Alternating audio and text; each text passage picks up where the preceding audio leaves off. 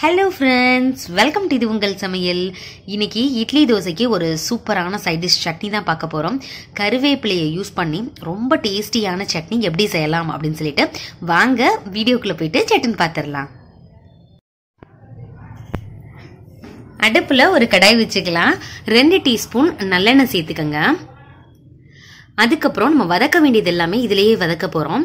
கடலைப்பருப்பு இருக்கு இல்லையா, அது வந்து ஒரு 2 டேபிள் ஸ்பூன் நிறைய எடுத்துக்கலாம். கடலைப்பருப்பு சட்னிக்கு ரொம்ப டேஸ்ட் கொடுக்கும். அடுப்பை நல்லா லோ ஃப்ளேம் பண்ணிட்டு கலர் நல்லா மாறுற அளவுக்கு இதை வதக்கி விட்டுட்டே இருக்கணும். சில சட்னியில நம்ம கருப்பு உளுந்து, உளுத்தம்பருப்பு இதை நம்ம போட்டு முழு உளுந்து இருக்கு இல்லையா, அதை வச்சு நம்ம சட்னி செஞ்சிருப்போம். அதை விட இந்த கடலைப்பருப்போட டேஸ்ட் ரொம்ப நல்லா இருக்கும். இந்த சட்னிக்கு நம்ம இதான் யூஸ் பண்ண போறோம். லைட்டா கலர் சேஞ்ச் ஆனதுமே 1 டீஸ்பூன் மட்டும் இதுல வந்து சீரகம் சேர்க்க போறோம். சீரகம் வந்து என்னடா அது குழம்பு வாடை வருமா, அந்த மாதிரி தேவையே இல்லை, நினைக்க தேவையில்லை. ஏன்னா ரொம்ப டேஸ்ட் கொடுக்கும். இந்த சீரகம் வந்து அப்படியே சட்னிக்கு சூப்பரான ஃபிளேவர் கொடுக்கும். நல்லா அதை வதக்கி விடுங்க. சீரகம் போட்டதே வந்து தெரியாது, அந்த அளவுக்கு நல்லா இருக்குங்க. நல்லா வதக்கிடுங்க. கலர் பாருங்களேன், இந்த அளவுக்கு சேஞ்ச் ஆகணும். சேஞ்ச் ஆனதுக்கு அப்புறம் சின்ன வெங்காயம் சேர்த்துக்கலாம். சின்ன வெங்காயம் சேர்த்தனா டேஸ்ட் நல்லா இருக்கும். நான் வந்து ஒரு 10 சின்ன வெங்காயம் சேர்த்துட்டு எண்ணெயிலேயே லோ ஃபிளேம்லயே இதை வந்து வதக்கி விட்டுட்டே இருக்கேன். உங்கள்கிட்ட பெரிய வெங்காயம் தான் இருக்கு அப்படின்னா ஒரு வெங்காயம் கூட சேர்த்துக்கலாம். ஆனா சின்ன வெங்காயம் தான் டேஸ்ட் ரொம்பவே நல்லா இருக்கும். கலர் நல்லா சேஞ்ச் ஆனதுக்கு அப்புறம் கண்ணாடி பதம் வரணும். வந்ததுக்கு அப்புறம் காரத்துக்கு தகுந்தாப்புல நம்ம மிளகாய் வத்தல் எல்லாம் சேர்த்துக்கலாம். நீங்க காரம் அதிகமா சாப்பிடுவீங்க அப்படின்னா 7-8 வத்தல் கூட சேர்த்துக்கலாம். நான் வந்து இந்த சைஸ்லயே ஒரு 5 தான் சேர்த்திருக்கிறேன். இதுவே டேஸ்ட் காரம் எல்லாமே வந்து ஓரளவுக்கு கிட்ஸ் எல்லாம் சாப்பிட்ற மாதிரி கரெக்டா இருந்துச்சு. ஏன்னா நம்ம கருவேப்பிலை எல்லாமே நிறைய சேர்க்கறதுனால உங்களுக்கு காரம் வந்து அந்த அளவுக்கு தெரியாது. நான் வந்து ஒரு 3 கைப்பிடி நிறைய இருக்கிற மாதிரி கருவேப்பிலை ஃப்ரெஷ்ஷா இருக்கிறதா பாத்துக்கோங்க. என்னடா அது ஈரமா இருக்கு அப்படின்னு நினைக்க வேணாம். வதக்கும் பொழுது நல்லா அது ட்ரை ஆயிட்டு நல்லா இருக்கும். உங்களுக்கு வந்து அப்படியே அந்த பச்சையா நம்ம சேர்க்கிறோம் இல்லையா, ஃப்ரெஷ்ஷான அந்த கருவேப்பிலை நல்ல ஸ்மெல் கொடுக்குங்க. கலர் பாருங்களேன், நம்ம சேர்க்கும் பொழுது நல்லா ஃப்ரெஷ்ஷா இருந்துச்சு. இப்ப நம்ம வதக்கும் பொழுதே ஒரு மாதிரி சருகு சவுண்டு மாதிரி கேட்கும்.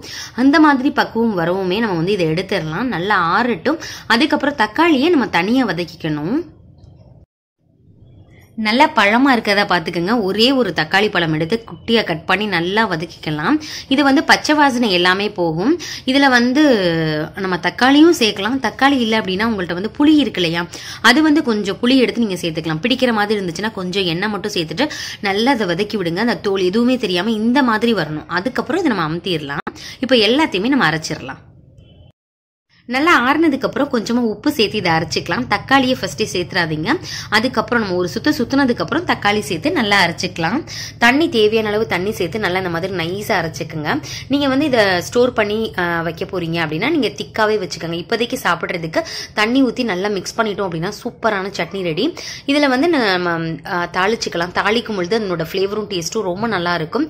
நல்லா 2 ஸ்பூன் நல்லெண்ணெயில கொஞ்சமா கடுகு, அப்புறம் உளுத்தம்பருப்பு, கொஞ்சமா பெருங்காயத்தூள், அவ்வளவுதான் சேர்த்து தாளிச்சு இட்லியோ தோசையோ நம்ம சர்வ் பண்ணோம் அப்படின்னா சாப்பிட்டுட்டே இருப்பாங்க. ரொம்ப ரொம்ப ஹெல்தியான, கிட்ஸுக்கும் ரொம்ப பிடிச்ச மாதிரியான இந்த சட்னியை நீங்களும் கண்டிப்பா ட்ரை பண்ணீங்க அப்படின்னா வாரத்துல ஒரு நாளாவது கண்டிப்பா நீங்க வந்து செஞ்சு பார்க்கணும். அப்பதான் இதனோட டேஸ்ட் தெரியும், நம்மளுக்கு சத்தும் கிடைக்குங்க. ட்ரை பண்ணி பார்த்துட்டு எப்படி இருந்துச்சு அப்படின்னு சொல்லிட்டு கமெண்ட் பண்ணுங்க. நம்ம சேனல்ல ஏகப்பட்ட சட்னி வெரைட்டிஸ் ஒரு 50க்கும் மேல இருக்கும். உங்களுக்கு தேவைப்பட்ட டிஸ்கிரிப்ஷன் பாக்ஸ்ல லிங்க் தரேன், என் ஸ்கிரீன்ல வைக்கிறேன், போய் பாருங்க. ஓகே ஃப்ரெண்ட்ஸ், இதே மாதிரி நிறைய இன்ட்ரெஸ்டிங்கான வீடியோல பார்க்கலாம். தேங்க்யூ, பாய்.